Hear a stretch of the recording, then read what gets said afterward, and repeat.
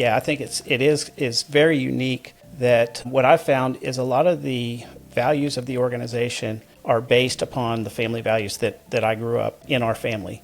We're a Native American owned company, and a lot of the values that we held true as individuals, we just brought into the business. And it's really cool because a lot of people come to work for us and they say, you don't understand the culture till you work there. And it's very people focused. We do what we say we're going to do, and there's a lot of consistency in what we do. Ethics and integrity are paramount to everything that we do, and we're not going to ever sacrifice that, because once you lose somebody's trust, you've lost their business. This is Uncommonly Remarkable. We have surprisingly casual discussions about the lives and notable accomplishments of community leaders, entrepreneurs, and everyday folks like you and me. Think of this podcast as an opportunity to learn something new and to pick up on an entrepreneurial tip or two through open conversation. I'm Artis Beatty. I'm a doctor of optometry and the chief medical officer for My Eye Doctor OD. Though we will inevitably touch on topics within my area of expertise, the opinions and conversations held here are separate from my work with My Eye Doctor. Welcome, Troy. It's so fantastic to have you come and spend some time with us today. Thank you so much for having me. I'm looking forward to the discussion. I think it's going to be great because there's so much we want to learn today about APC and a lot about how you look at the world. We're in a changing environment for employers and employees, and with how you staff and think about consulting and those types of things, I think are very pertinent, and people are going to be really interested in learning more about that. Awesome. So I guess we start in the beginning. So tell us about APC. My father founded it in 1993. He had the opportunity to start the business after retiring from IBM. They talked him into taking full retirement, and they said that they would be his first customer. And so that's how APC started. IBM was our first client, and we had the opportunity of, there was a lot of retirees at that time that were taking packages. And what they found is that there was some people that they really needed to come back to either service them or their clients. And so my father had the opportunity of starting the business back in 93. And in 1998, I joined the organization because it was at that time, it was growing, and he needed some help. We were working out of the basement of his house. Oh, wow. And so it's just, it was a great opportunity for me to get to work with my father and join the growing business. That's pretty awesome. So that's really interesting to think about. So he was retiring from IBM, which here in the Triangle was a really big deal and a big employer. And before he started helping to provide staffing, was IBM using other ways to staff, or was this a first foray into having a third party help staff for them? No, there was competitors and there was other companies in there, but I think they saw it as an opportunity to help out their own. And he really understood the business, understood what their clients needed, and so was basically bringing people back to do what they had been doing. And we took that as an opportunity to start the business and really started staffing individuals there. And then obviously it's grown into supporting a number of other clients as well. Well, and how did you go from looking at a singular company to realizing and thinking, this is bigger than what we're doing today. We have the opportunity to turn this into something that can help a lot of different organizations? Well, it really started out from working just with IBM. And when we were doing that, we were being introduced to other clients, end clients of IBM, as well as just coming into contact with other business individuals that said, hey, you guys are doing a great job over here. We would love to engage you guys for this type of talent. And at that time, we were really heavily into network management. We're known, some of our professionals were known across the world for their skill sets, and those skill sets were needed a lot of times in the financial services industry. And so it was, hey, you've got this guy who can do this. We need your help. And so it kind of just started going from there. And today, what types of professionals are you staffing? So any highly or uniquely skilled type of individuals, typically in the IT field, Okay. in the engineering realm, digital marketing, very high level finance type individuals. So anybody in that is in corporate world that might have highly skilled assets. I got it. And so when you're thinking about then searching for the individuals to place, that's kind of high stakes, right? Because those are normally they're harder to find because they have a specific skill set, but they also can be fairly expensive. So how do you balance that for organizations that are actually looking? Well, a lot of times, a number of these organizations are engaging some of the large systems integrators, your Accentures, your Deloittes, those type of individuals, and their bill rates are extremely high due to obviously they've just got a lot of infrastructure and they're putting a lot of training and other things into their individuals. And what they found is we have access to those similar type individuals, and they're engaging them for a single type engagement. Typically, most engagements that we have are minimum 6 months to a year plus. Got it. And so it's an opportunity to, find the right person with the right skills for a short-term engagement to get them through a need. I got it. And so let's take a step back for a second then and think about the beginnings of APC. So now we know where it started and kind of how it started. Can you talk a little bit about the company culture and the values? Because I think that's really important when we think about a founder-led organization and the fact that it's also a family business. Yeah, I think it is very unique that what I've found is a lot of the values of the organization are based upon the family values that I grew up in our family. We're a Native American owned company, and a lot of the values that we held true as individuals, we just brought into the business. And it's really cool because a lot of people come to work for us and they say, you don't understand the culture till you work there. Yeah. And it's very people focused. We do what we say we're going to do, and there's a lot of consistency in what we do. Ethics and integrity are paramount to everything that we do, and we're not going to ever sacrifice that, because once you lose somebody's trust, you've lost their business. Is it somewhat hard though when you're looking for candidates that are not necessarily going to be APC employees, but they're going to go off and work for another organization? There is no doubt there's some sort of, I guess, expectation that the person or the candidate you find matches up with the presentation of the culture and values that you would have gone out to give the client to gain that business. So how do you balance that? Partially we look for people who are servant type leadership that are really wanting to get into the client to understand their needs, take ownership of those needs. And frankly, if they have all the skills to do the job, but they're not going to take that ownership, they're probably not a good fit for our organization. And even during the orientation, we talk a lot about professionals serving professionals, and that's our corporate motto. And it's just an expectation of taking ownership of problems and taking care of the client. Well, that makes sense to me, and I think it's one of those things that it's very difficult to execute, right? I think it's an expectation that a lot of organizations have around the people that represent them, but it can get very difficult to execute that unless you are really building it in from the very start. It starts from the recruiters that are reaching out and talking to the professionals, getting a good sense of their background, and not only that, but who they are as an individual and whether or not that is going to be a good fit for the client and frankly, a fit for our APC as well. Are they going to represent us well? And, just as much as they're trying to take care of the client, we have an expectation of them looking out for APC, looking for opportunities and ways to make us look good. And you mentioned something, it was a little subtle, but I think it's important from the way you think about engagements. So you're looking more specifically at short-term engagements, and that length of time is 6 months?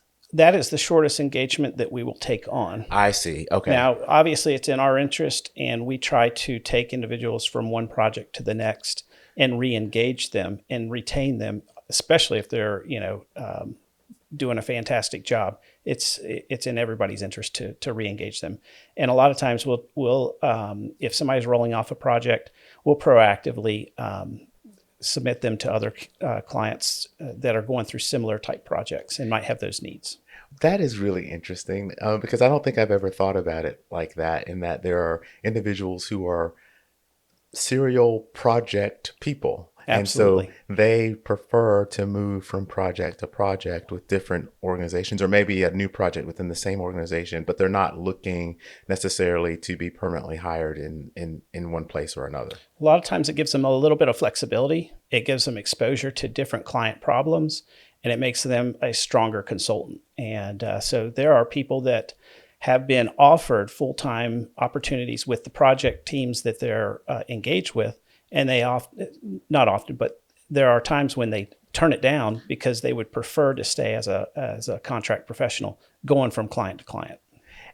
That's remarkable, because in my world it doesn't work quite that way. Right. There's a lot of we have the skill sets and the licensed individuals that are highly skilled that we deal with, but because of lots of things around the way we credential for insurance purposes, how providers tend to move Right. around and become more permanent, they build a practice. We don't see that a bunch, and so it's really interesting to think about being able to have people be on a temporary basis who really come in and do those types of things. I'm thinking at the office level, wholly different when you think about what we do Right. at the home office level, of course. Sure. So as you think about the evolution of the workforce, so go way back in your time machine to '98 and think about those clients and the folks that you found to fill their needs, and then think about what you're working on today.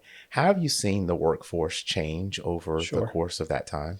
I think the biggest change that I've seen is they used to just hire for, if you had a specific skill set that they were looking for. Let's just say it's a certain technology, Okay. Java. They would hire that individual and then teach them the rest of the job. And what we're finding now is clients have gotten used to, or I guess it's just more demanding for the exact right individual. And what I mean by that is you might have somebody who has worked at an organization for the last 20, 25 years, they're retiring. And a lot of clients come to you and think, oh, I just need a replacement for, John. Well, guess what? Oh, John's earned that experience through 25 years of experience. And it is so difficult because they want to replace that one individual with a singular person. And it's so hard to meet the expectations sometimes because some of the skill sets aren't in alignment with what they might have accumulated over that period of time. So that's probably the biggest, challenge over the last 15 years is just clients being a whole lot more specific with not just one skill set, but 5 skill sets. Yeah. And, to find that unique individual it makes our job even harder. And how do you set that expectation with clients? Like, are you helping them level set or reset the way they're thinking about things? Yeah, often we'll give it a shot, right? And what we'll do is we'll come back and say, well, here's what we're finding in the market based on what you're looking for. And obviously, if right off the bat we know that it's in the unreal, that expectation is not going to be met, we're going to be upfront with them and just say, hey, look, what you're looking for just isn't out in the marketplace, and have you considered this? Yeah, I mean, it's one of those things that's kind of wild to think about, though, because there's a lot of organizational DNA involved in someone who's been there 15, 20 years, right? And the work that they started doing is not necessarily the work that they ended up doing. Right. And along the way, they remember all of the mistakes, all of the successes, all of the little pieces of things that worked very well. Exactly. And so kind of thinking, I'm going to go hire somebody to replace them, and they're going to be exactly like them, doesn't make a lot of sense. Yeah. But I can understand why it would be so hard for an organization to figure out how to deal with that. Absolutely. Yeah. Those are the challenges that we're dealing with. Have you seen changes, though, in the workforce itself, in the way individuals look or approach their next project? Well, obviously, with COVID and people getting used to working from home, there's an expectation that a lot of people either are coming to the table with all I want to do is 2 days a week in the office or 100% remote. Those opportunities are becoming fewer and farther to identify the fully remote. But more and more clients are going back to the office, and the workers they will hold back off of an opportunity if they're asking them to come in for 5 days a week. We are seeing that. And obviously that's a huge change in the last 20 years. Yeah, Actually in the last 5 years, right? absolutely. Because I mean, until COVID, even though technology existed, there was really never an expectation that most work, if not all work, could be done remotely. Right. And now we figured out, well, yeah, I can do a lot of those things without having to come into the office. But there are aspects of being in the office that are very important, and you miss out on those things if you don't have the person there. Right. But I agree with you. There's been a big shift in the expectation that if you want me for 5 days, I may hold Right. out and wait for somebody who wants me for 2, and I can still do the rest of the work the other time. Absolutely. Do you think, and I don't know if you have data on it, but do you think that people in the positions you're looking to fill are as productive when they're not at the office versus when they are fully remote? We asked our clients that during the pandemic and then afterwards, and I mean, you've seen the statistics just in the news and that type of thing. Absolutely, I think people are very productive. They utilize the travel time much more effectively. I think what's really missing is just that collaboration piece. You're much less apt to just drop in on somebody on a Teams meeting and really just brainstorm something out. Whereas if you're walking by an office, hey, let me grab you for a second. Let's talk this through. I think that happens a whole lot more effectively in person. And so I think people do realize that there's nothing that beats, a handshake and looking somebody eye to eye and, talking through things. And when you think about that with the not the client, but the individuals that you are trying to match, are you also counseling those individuals as well, so that you try to mesh up the expectations for folks? Yeah. I mean, sometimes you'll find the perfect fit individual and they're like, I want 100% remote. And you're like, how's it been working out for you? Finding that opportunity and Right. really just saying, there's a lot to be gained from, a hybrid type workforce and just talking them through it. Well, the having people in person also brings with it a number of other challenges, including making sure people are actually fitting, meshing, belonging, getting along. Right. And there's been a lot of conversation recently on the diversity of the workforce and how organizations look at the people that they do try to bring together. You mentioned earlier that your organization was founded as a Native American business and that diversity is important. How do you navigate this world now where things are changing or maybe different when it comes to diversity? Well, at the end of the day, it's about finding the right person with the right skills. And that's really what we focus in on. And if we have found the right individual, we're going to be selling them to the client as the best candidate for this position. I And love at that. the end of the day, that's what you got to go with. I love that. And and we talked about large clients like IBM, but are Right. you also involved in smaller businesses as well? So I'm actually on the board, or just actually retired from the board of the Carolinas, Virginia Minority Supplier Development Council. So that's a mouthful. That is a real mouthful. And what they are, they're one of the certifying agencies for the National Minority Supplier Development Council. Okay. To determine whether a organization is a minority-owned organization. And one of the or the three facets of them is certification, advocacy, and training of minority-owned businesses.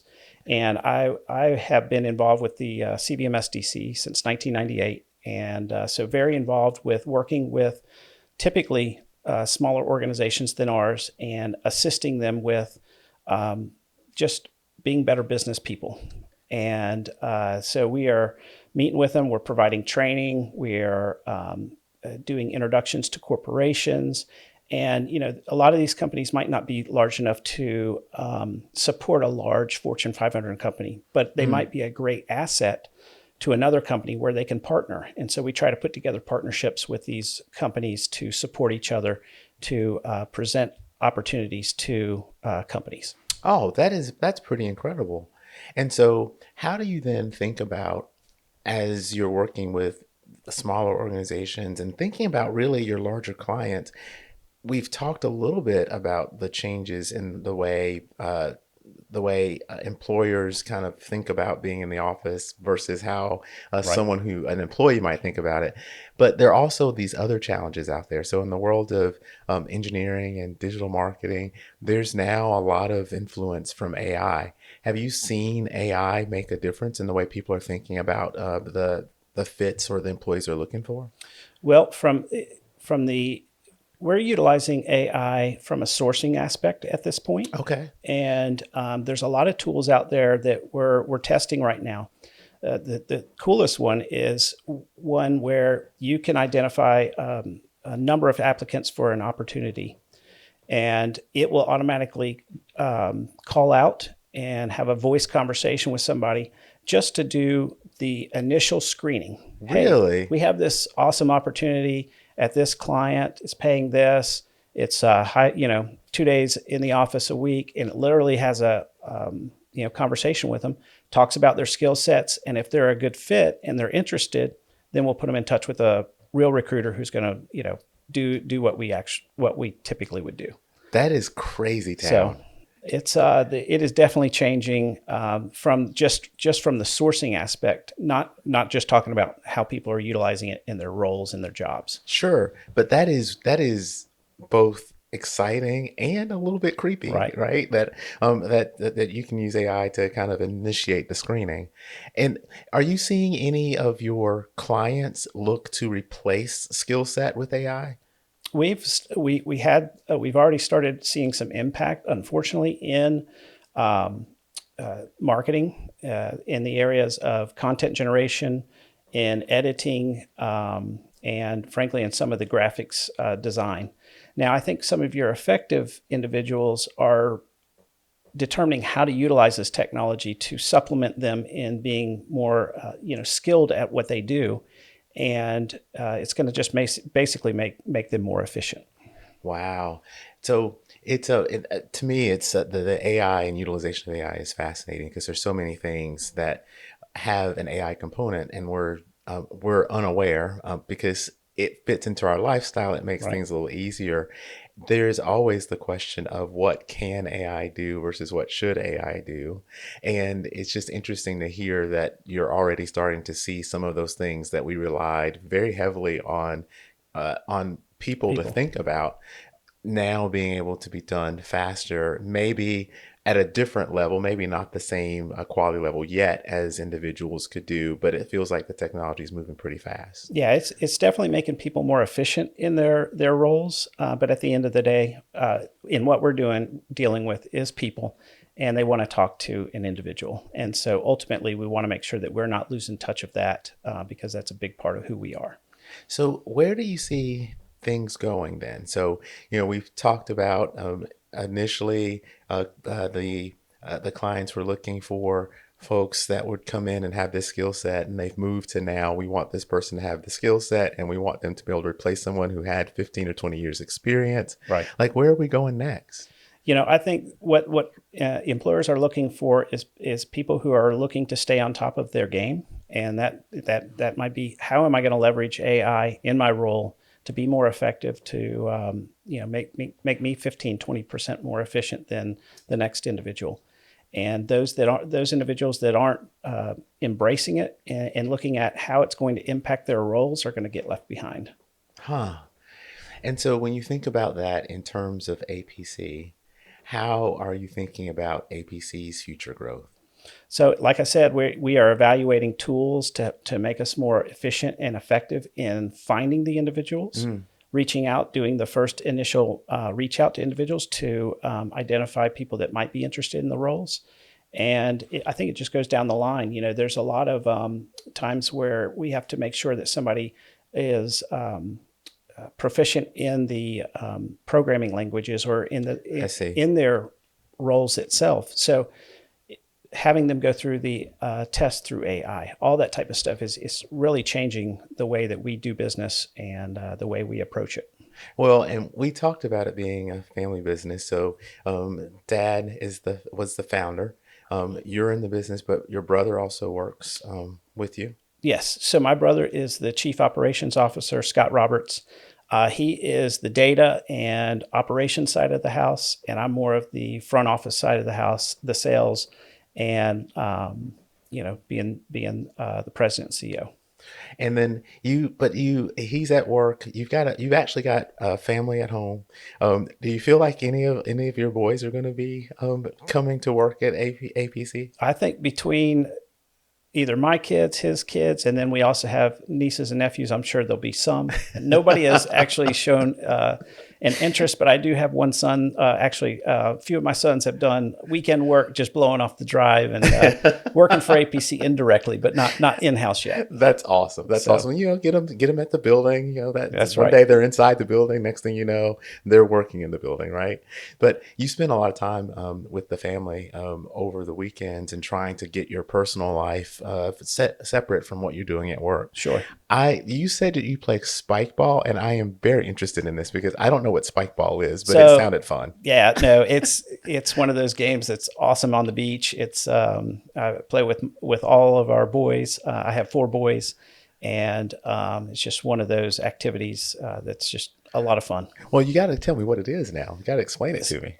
So it basically has a net that sits down about a foot off the ground. Okay. And you take a ball and you are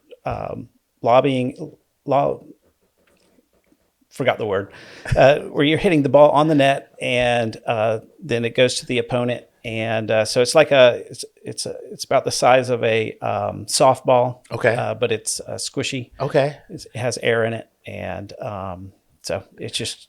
So I'm going to look this up now because I don't do a lot of team things, but team sports things. Right. But like most of the stuff, I know what it is, and so I was looking at it and I was like, I've never heard of spikeball, and I was like, I'm not even going to look yet. I'm going to let Troy explain to me. Well, what this I did a game poor is. job explaining it, but it's a lot of fun, and boys love it. And, that is awesome. And so as you think about where you personally go from here, as now being kind of the head of APC, you're locked in. You have an idea for the organization. You've got a vision for that. Where do you see yourself going? I really enjoy the people aspect of the business and want to see the organization continue to grow.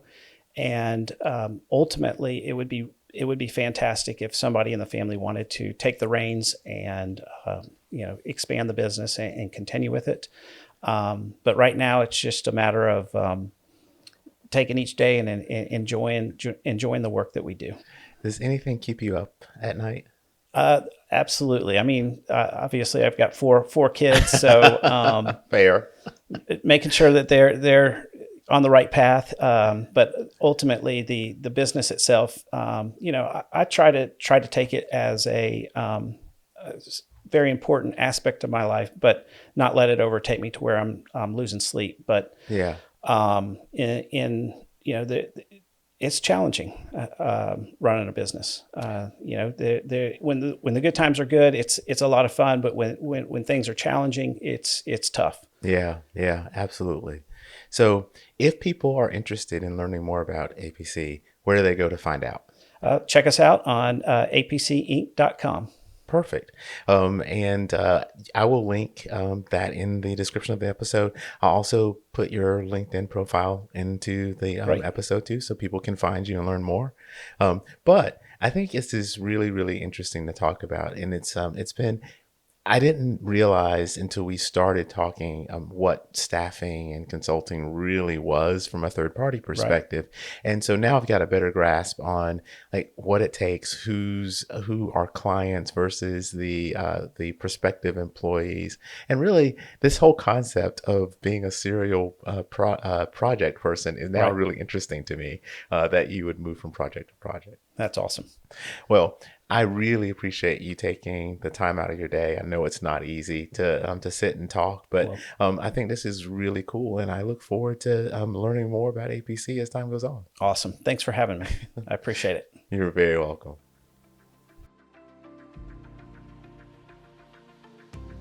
Thank you for your time. I hope you've learned something new and enjoyed listening to the discussion as much as I enjoyed having it. I'd love to hear from you about the show because we're working really hard to bring you great content, and the feedback really helps us get better. If you like what you've heard or watched, for those of you who are streaming out on YouTube, then take a split second to give us a thumbs up or a like. It really helps other people like you find the show too. And no one likes to miss out on the good stuff, so go ahead and subscribe and hit the notification bell so you don't have to wonder when or if there's a new episode. And until next time, stay remarkable.